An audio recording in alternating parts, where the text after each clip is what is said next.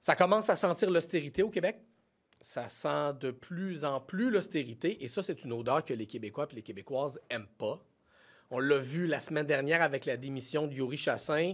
Il y a des pressions internes de plus en plus fortes sur François Legault pour qu'il y ait des coupures rapidement. Et on ne peut pas se permettre ça au Québec. On ne peut pas se permettre une autre ronde d'austérité. Nos services de santé, nos services d'éducation ne peuvent pas se permettre ça. Et ce matin, un article de Mme Lajoie qui vient alimenter les craintes de plusieurs Québécois, de plusieurs Québécoises. Dans plusieurs ministères au Québec, il y a des directives de coupure, de restrictions budgétaires qui commencent à être données. On se croirait de retour à l'ère Philippe Couillard. C'est ce que les gens sur le terrain commencent à dire. C'est très, très inquiétant. On l'a vu dans les cégeps et dans les universités, on l'a vu dans le transport en commun, en francisation. Il y a des coupures qui commencent au Québec. Donc, à Québec solidaire, on lance un appel à la vigilance de la population. Si vous voyez autour de vous des coupures dans un service public, allez sur servicecoupé.com et parlez-nous de ce que vous voyez sur le terrain. On a besoin donc de la vigilance des citoyens et des citoyennes pour faire le portrait de ce qui se passe sur le terrain. On ne peut pas se permettre ça, plus d'austérité au Québec encore. Donc, si vous voyez de l'austérité, écrivez-nous.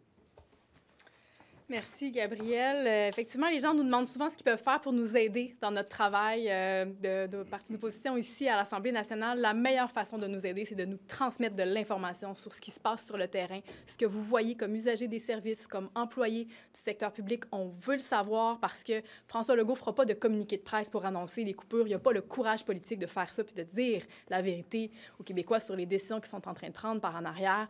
Donc, on a lancé ce site-là, servicecoupé.com. Déjà, on a reçu près de 150 témoignages là, en quelques heures. Ça me fait penser à quand j'avais lancé un site aussi pour récolter des témoignages sur ce qui se passe dans le système d'éducation. Il y avait eu un bel engouement. Les gens veulent dénoncer ce qui les indigne sur le terrain.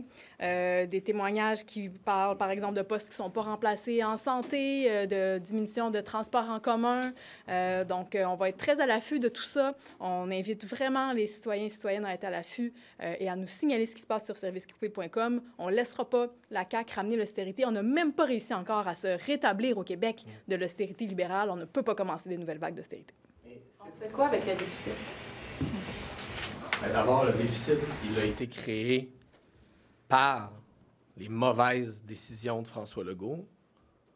Les exemples, on pourrait les énumérer pendant longtemps, mais baisser les impôts des gens qui font plus de 100 000 $ par année pour ensuite être forcés de faire des coupures en santé, en éducation, dans les services publics, c'était des mauvaises décisions.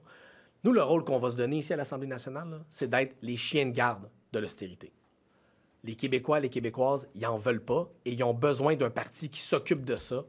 C'est la mission qu'on se donne et ça commence cette semaine avec cet appel à la vigilance citoyenne parce que les gens, ils le voient sur le terrain quand il y a des coupures. C'est pour ça qu'on lance un appel. On dit aux gens, si vous voyez des coupures, allez sur servicecoupé.com.